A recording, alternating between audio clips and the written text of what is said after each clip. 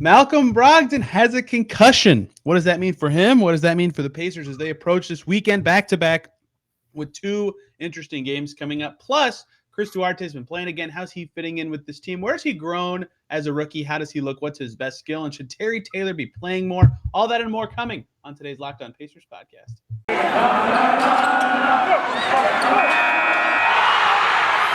You are Locked On Pacers, your daily Indiana Pacers podcast, part of the Locked On Podcast Network, your team every day.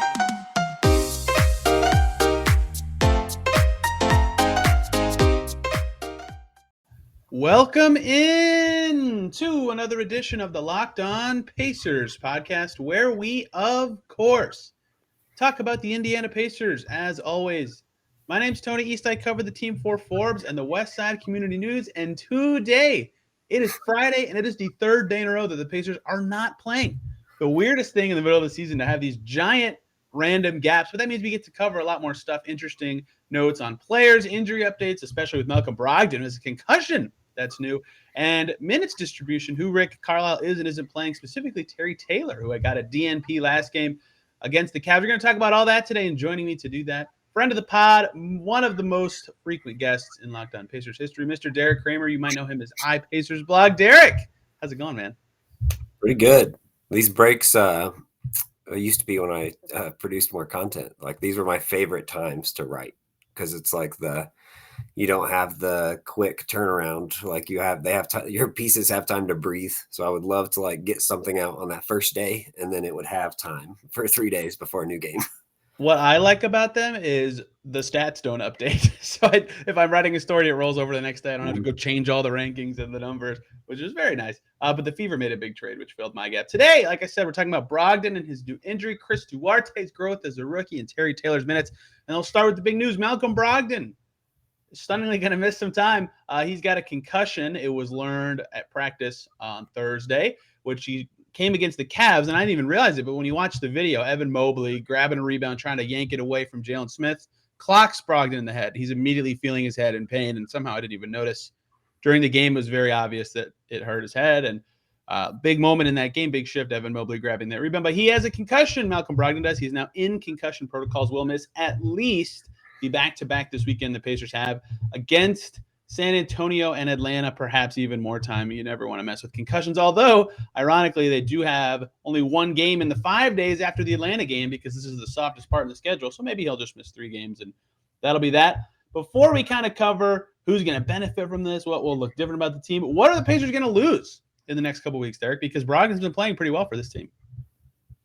Yeah, it's crazy just how many different injuries. Like, it's always finding something new. It's like, and you can't, like a concussion, it's just like you got hit in the head, not much you can do about that. Yeah, Brogdon's really good. It's gonna be interesting. It's back to the Halliburton show fully, which honestly I'm more than okay with at this point in the year.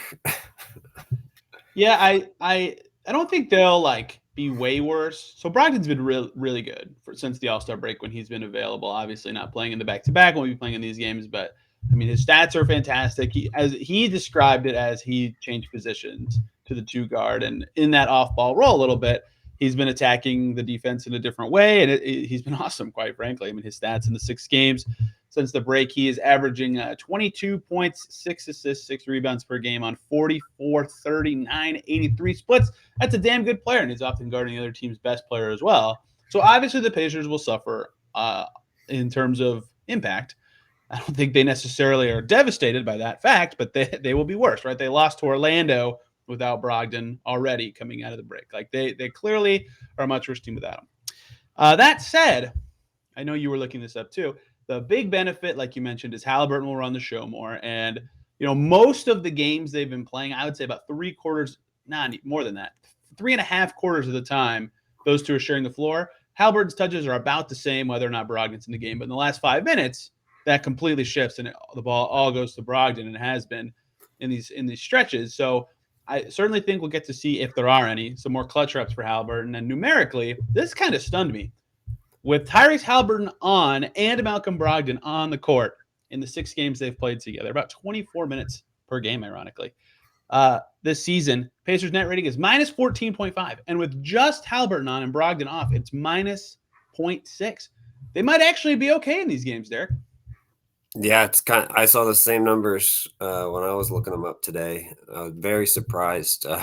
Did not expect to see that big of a jump, especially because, like we talked about, like Brogdon's been very good since the All-Star break. Like his 3-point shooting has jumped to that 39%, and he's only at 31% on the season. So like it's very odd that that those numbers exist, especially considering like the game he didn't play in Orlando, like they got crushed. So you'd think Halliburton's numbers would have also gotten crushed in that game without Brogdon on the court.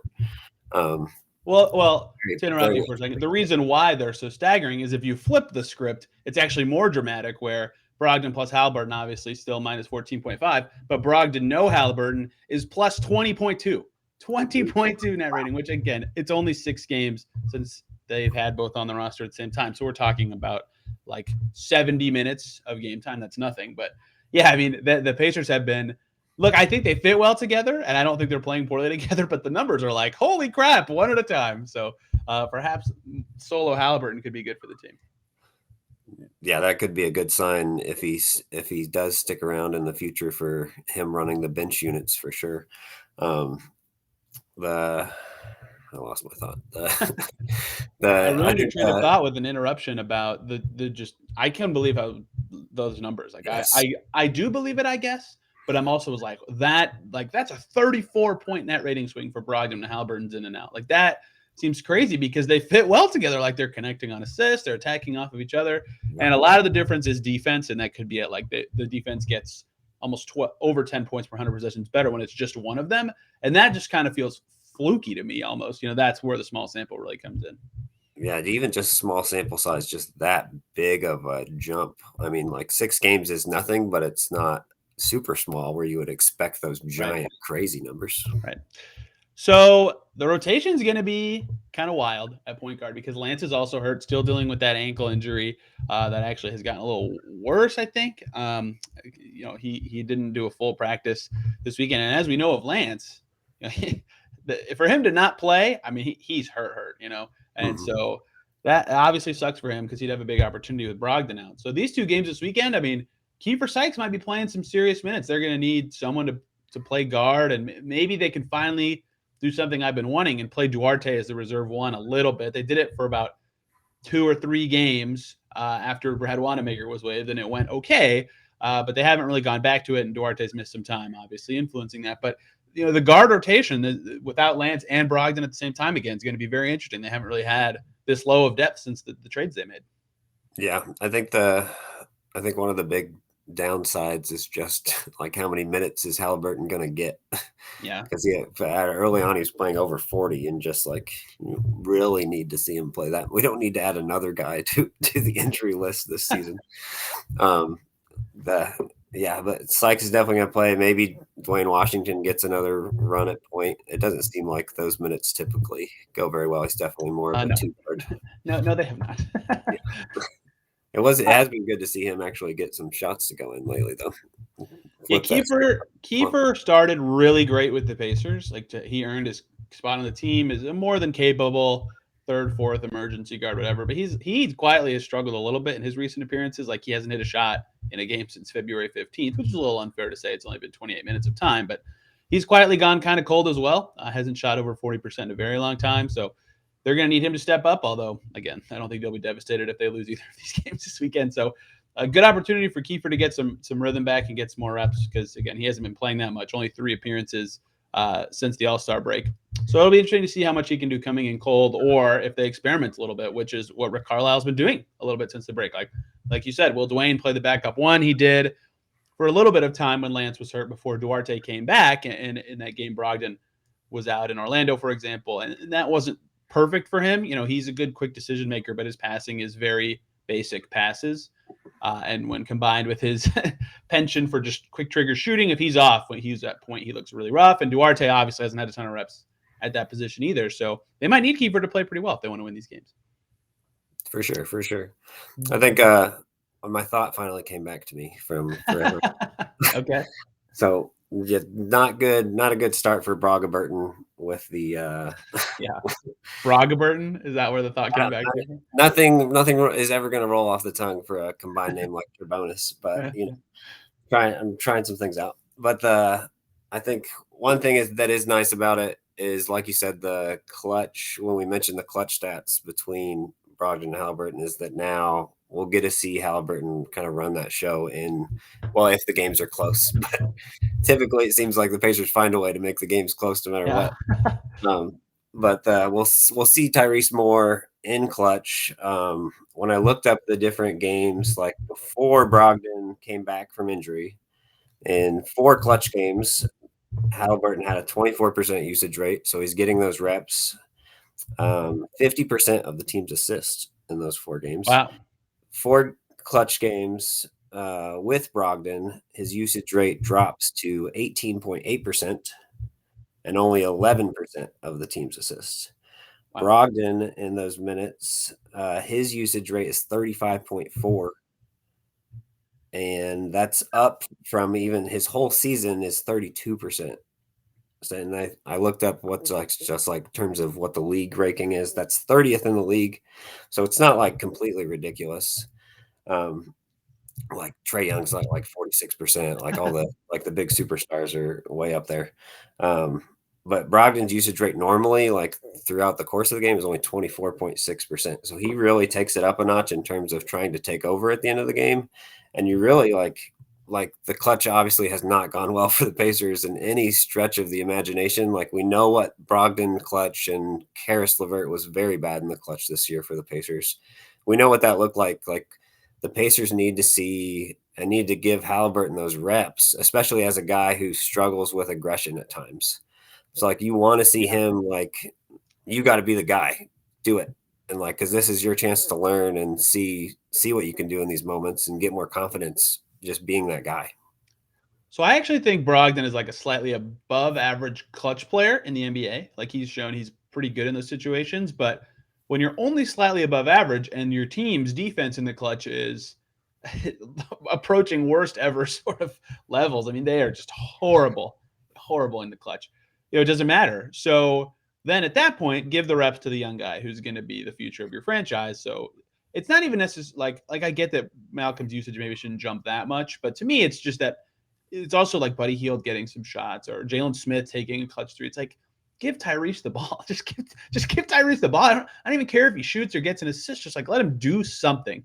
Get those reps in those minutes. That I think is very key. And yeah, Brogdon's probably a little too high of usage. I agree with that, but he's still actually good enough that I'm not going to kill Rick for that, for him specifically, but the totality of all the players I think is where I get a little lost. I think Brogdon being out means we could see history Saturday if Greg Popovich passes Don Nelson for the winningest coach in NBA history against the Pacers. That could happen. That'll be fun. Indiana legend Greg Popovich from Indiana. That's right. Yeah, he helped Rick Carlisle quite a bit in his career too. Rick had a ton of praise for him earlier in the season, so that'd be pretty cool.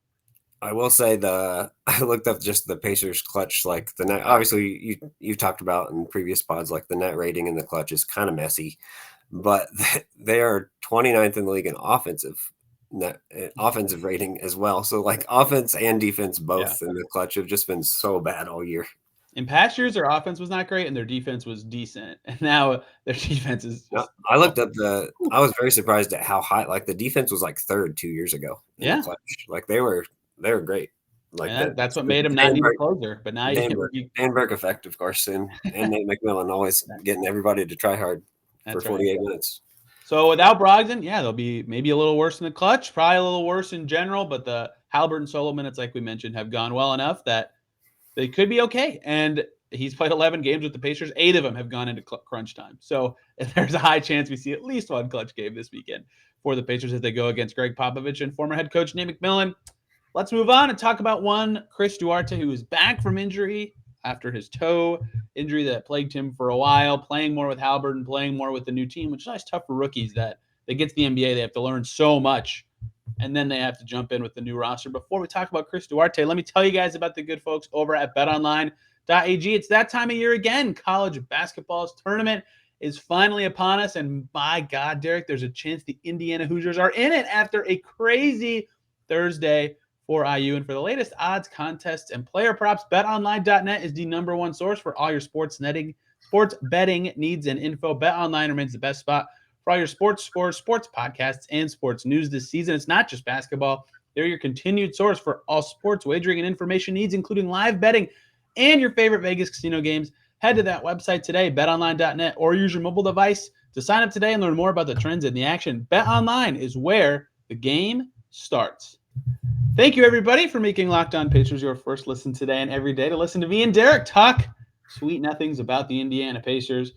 For your second listen, go check out Locked On Spurs. Hear how close Greg Popovich is to breaking the record. They have a game before the Pacers game. Perhaps he already breaks it before that one happens. Chris Duarte is back, Derek, after a not lengthy hiatus, but it felt lengthy in terms of the All-Star break was in there and they got a whole new team. I was like, oh yeah, Duarte's on this team. Not even playing.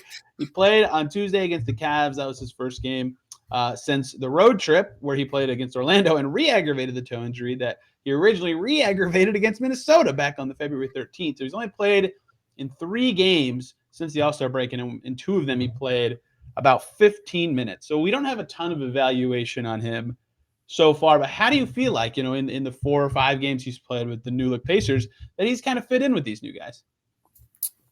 Yeah, I like the fit. It's just seeing it more, really. It's kind of strange. Like he's like the first good Pacers rookie pick in so long. And like, I feel the same way. Like I forget about him at times because he just kind of, he's just not all these crazy things with the deadline and all that stuff. But yeah, I think the fit's definitely there. It's just a matter of him finding out how he fits in. And then with Buddy, probably wanting to start, we probably don't see it as much of Halliburton and Duarte together as maybe you'd like right now. But that'll hopefully work itself out as time goes on.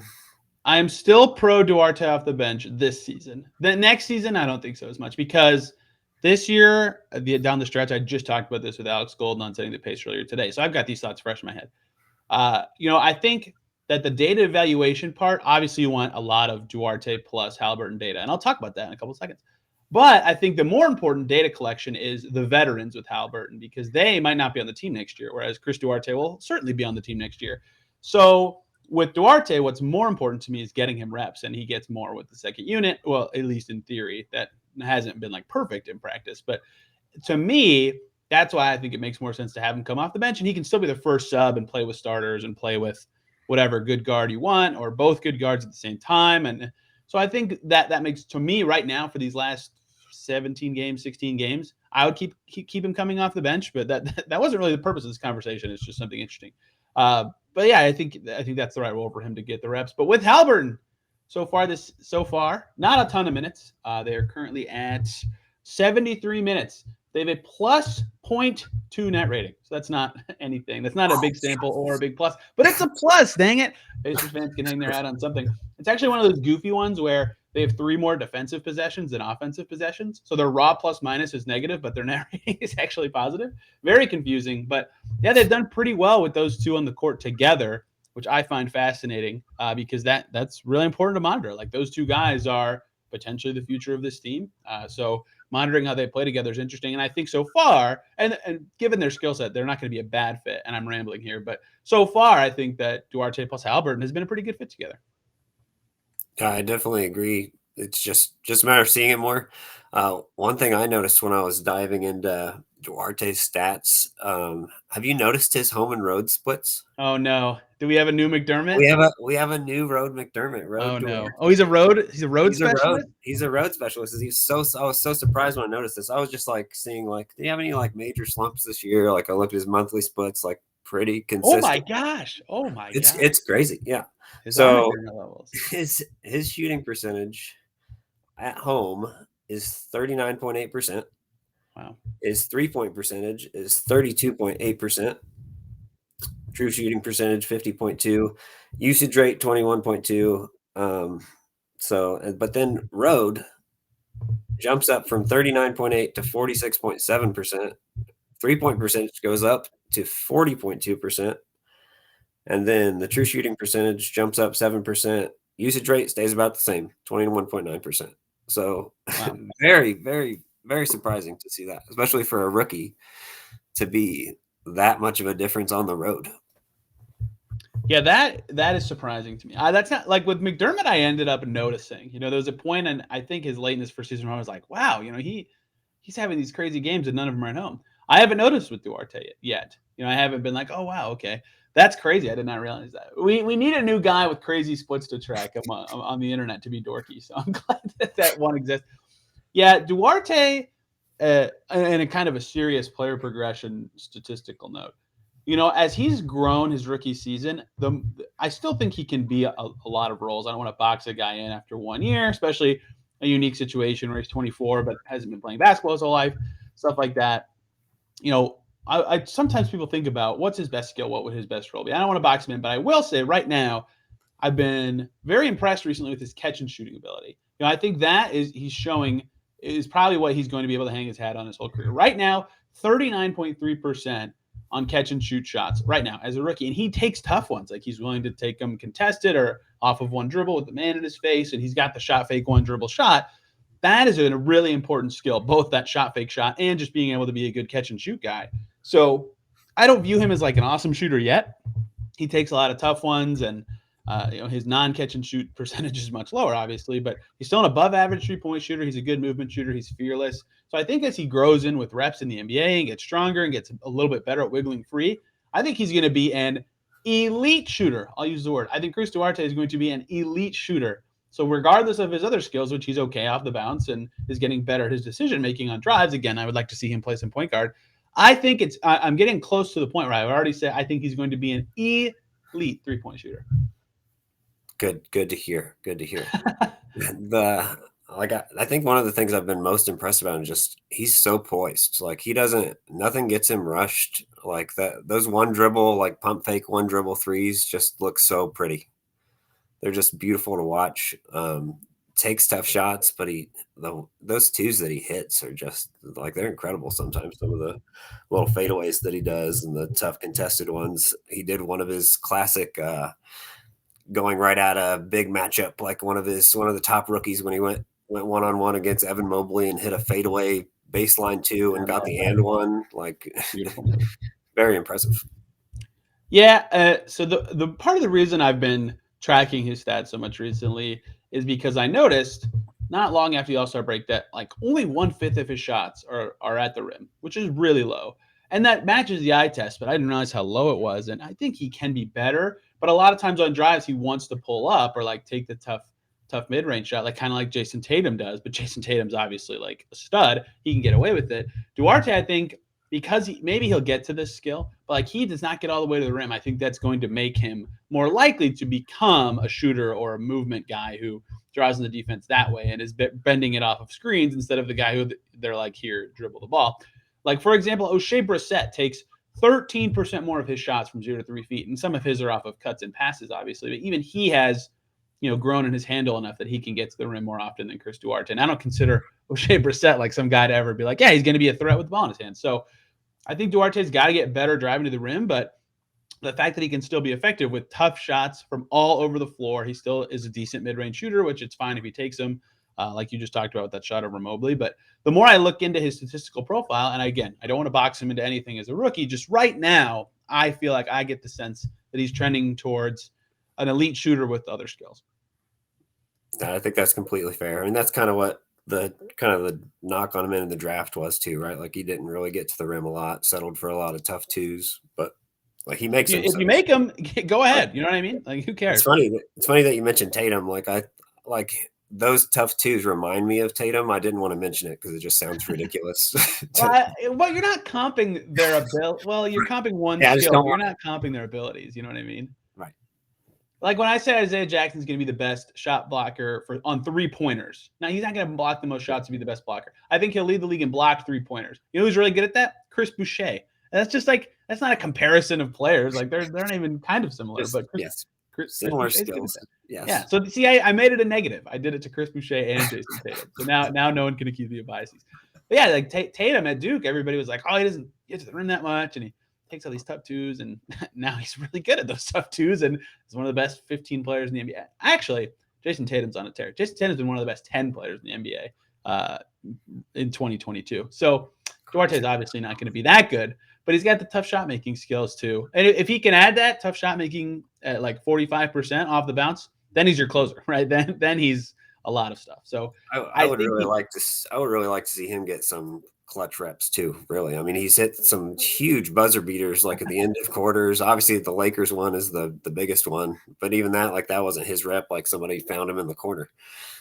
So I'm gonna break the rules because we're going long segment here. But you brought this up to me, so we'll talk about it. Do you think his all rookie chances are dwindling? Because this is a good rookie class, and I think he's kind of teetering on that 8 to 11 or 12 all rookie tier right now. Yeah, we talked about this in DMs just a little bit. Like this rookie class is so good. There's no way he's making first team now. No shot. He's fallen too far, and this rookie class is just that good. Yeah, I think if he makes it, he's going to be riding that start. Like people's opinion of him at the beginning of the year is gonna ride him to maybe getting that second team, maybe 9 or 10. Like Scotty Barnes, Evan Mobley, Cade, they're all like insane. Giddy. And then Herb Jones is insane. Io's insane. Kuminga's never mentioned Josh Giddey when he Giddey. There's so many. Ayo's really good. Like there's so many good ones. Yeah, there's a ton of good rookies. Şengün's on a tear now. Franz Wagner with Orlando is really good now. So I think that he still can make it. But like Moses Moody's all of a sudden playing well too. Like Cam Thomas, been good. Scoring machine. I still think he'd probably be like one of the last 3 guys who makes it, but he needs to have a nice close to the season because there are guys hot on his tail. This opportunity with Brogdon will be fascinating. And a more nuanced discussion comparing him to some of these other rookies could be in order. But I mean, every day I feel like I'm like, oh my gosh, that guy's a rookie and he's killing it for XYZ team. Speaking of rookies, one Terry Taylor is not playing that much for the Pacers right now, much to my surprise, after a great run from him at times earlier this season. Did not play in their last game, only 7 minutes in the game before that. Got 2 BS garbage time minutes against Boston. Some injuries allowed him to play with Goga out in between that. But his rotation spot's kind of teetering. I don't know if that's right, but it's kind of hard to say for the Pacers. Let's talk about Terry Taylor's minutes. But Derek, before we do that, I got to tell the people about the good folks over at Built Bar, the long-timest sponsor of Locked On Pacers and my favorite because they make the best tasting protein bars ever. 100% covered in chocolate, delicious protein bars. I have one basically every single day. They come in so many delicious flavors, and I don't mean to be rude to other brands, but those protein bars kind of suck. Built Bars do not. They're actually delicious. They come in a bunch of amazing flavors, so there's something for everybody. My favorite's the peanut butter brownie. The cookie dough is really good. The mint chocolate's really good. They have fruit flavors. They have puff flavors with marshmallow infusion. They're delicious. They're low calorie and high protein. There's a bunch of macros for what they specifically are on their website, but that makes them perfect to replace candy bars because they're just as good, but way healthier. You got to go try them. Go to Built.com. Use the promo code LOCKED15 when you check out. You'll get 15% off your order. That promo code again is LOCKED15 for 15% off at Built.com. Thank you, as always, everybody, for making Locked On Pacers your first listen every single day. Go check out Locked On Now for the latest around the league from our local experts covering every single team. If you want to hear more about Sixers Nets, crazy first game of James Harden versus his old team and Ben Simmons in the building versus his old team, that's your place to go and start off your day. Terry Taylor did not play in the last game for the Pacers. Only played 7 minutes in the game before that, where they lose to the Wizards. And Derek, the problem with Terry Taylor and talking about Terry Taylor is I have never seen a player like him before, ever. No player 6'5" is a bully in the post and an elite rebounder. It's just not a thing that I know how to talk about. And that makes it hard to be like, yeah, this is the obvious optimal role for this guy. But he would be second. If he qualified for the minutes leaderboards, he'd be second in the NBA in offensive rebounds per 36. He's an incredible finisher, over 70% around the basket. He's a good cutter. He's a decent defender. He's a good screener. He's just good, and he's a rookie, and he's valuable. And I kind of am befuddled. I get why, but I'm kind of befuddled that they can't find any minutes for him in some of these games. He's been so good. Like, it's very weird, especially with, like you've mentioned this so many times, just with the contracts situation with Jalen Smith, like just steal some of his minutes. Yes. Get Terry Taylor out there. Like it's so funny too, like looking at his basketball reference page, like his position is listed as shooting guard. Can we find him some wing minutes? Like we've used O'Shea. They've used O'Shea at the 3. Like put Terry Taylor at the 3. Let's see what looks like. Why not? See what that rebounding is like as a wing, like how does that affect things? Can he space the floor a little more? I've seen him hit a couple threes, but I don't know the last time I saw him actually take one. Yeah, that's not one I want to see more. I don't want to see more outside shots from him necessarily, but I mean, like, they've been awful as a perimeter rebounding team for years, and they have one now, and they're not playing him. And he thinks, his natural position is small ball 4, but I, like you, think try him at the 3. I mean, he's only 6'5", so I get who cares, but not playing him at all feels wrong, especially, and you nailed it. Like, so here's the thing about the very last game they played when he got a DMP against the Cavs. Goga deserved the minutes because he was awesome against the Wizards and was good again in that game. All right, so Goga had to play. Plus, they're definitely trying to evaluate him right now. Ijax, they're starting. Same kind of deal. He's a rookie. He's better than Terry Taylor. Unique skill set. All right, play him. I get that. O'Shea Brissett, only 23, only 1 year older than Terry Taylor. Better, deserves to start, fits well with their rookies. Like, I get those guys playing. And I even get playing Jalen Smith a couple minutes. He's actually good. He's playing well for this team. He was huge in the fourth quarter. But to play Jalen Smith, what was it, 29 minutes? 28 minutes and 19 seconds. And again, Jalen Smith played well. He had 15 points. And played Terry Taylor 0 does not seem helpful for the future of your team unless you're very confident you're keeping Jalen Smith. And I don't know that they can be. So I don't want to say it's obvious, just take Jalen Smith's minutes and give them to Terry Taylor. Maybe you take some of O'Shea's minutes. He's been struggling recently. Maybe you take some of, I don't know. There's a million guys. Really, you could take anyone's. And with Brogdon out, perhaps they can shuffle some positions around and get him in there. But it just feels like with his skill set and his age, and that he should be playing every game. Completely agree. But I was looking at his splits too. His numbers, and I think it's just 4 games. But when he's played between 30 and 36 minutes, which neither of us are advocating for, but when he's played in over 30 minutes, he's averaging 18 and a half, 12 and a half. And then wow. his usage rate in those games is 17%. So he's just filling in the cracks, not even taking a huge share of possessions and just putting up numbers. 69% true shooting when he plays that many minutes. That's higher than when he plays in 20 to 29 or 10 to 19. His offensive skill set clearly translates to any amount of minutes to me. Just being a motor guy on the glass and a good finisher. It doesn't really matter. If you can do it the whole game, if you have the energy to do it the whole game, it'll work no matter how long you play. The problem, and ironically, we talked about this yesterday unplanned with Adam Fromel, is the problem for him is if he's if he's at center, and he hasn't been playing center as much since, he was only playing center with the old team when there was a bunch of injuries. He's on 4 now. But if he's going against a really talented post starter, I think he'd get a little beat up because of his height. So there are some limitations. Yeah, like you said, we're not advocating for him to play 30 minutes. There are some limitations, I think, on how much you can play him, at least at his current skill set on defense. Maybe he gets super springy or really strong, and then you can count it a little more. But he's definitely good enough to play against bench units, and definitely has enough floor skills and 15 feet and out to 15 feet skills to play the 4 or the 3. So to finding him in it should be way easier than they're making it so far. Yeah, I agree. And I think that's part of the reason why you need to play him at those lower spots than the 5. Yes, his defensively, him guarding Vooch or somebody like that, that's not going to go well on that end. But we saw that exact matchup go poorly for them earlier this season. Yeah. Yes, no surprise. It's not going to go well for an all-star center against a 6'5" guy. No matter how strong Terry Taylor is, he's not going to be able to stop that guy. But I think that's exactly why you need to see can his rebounding and all the other things that he does, can that work as a 3? What does that look like for everybody else on the floor? How does the spacing work? All that stuff. Vooch had 36 and 17 when Terry Taylor was guarding him. And Vooch has not been as good this year as he was last year. And I am not saying those stats to say, wow, Terry Taylor is an awful defender, because he's 6'5". I don't expect him to be able to guard Nikola Vucevic. They just kind of had to because of what their center rotation was in early February. But that is exactly why he can't play that many minutes, because he would get forced into some of those matchups every so often. And at his height, you naturally want to be switch, but then you're oh, wait, now a guard is guarding him. So it's just tough for him that he is the height he is, because he's very, very good on the glass. He's a very good finisher, and that's the kind of guy you want to explore the minutes for. It's just they kind of they kind of can't play him a ton, but they have to play him some. I think 0 is wrong. I mean, I think they can make him restricted free agent. There's a pretty good chance he's back on the team next year, unless he doesn't want to be. But I mean, I don't know how he feels.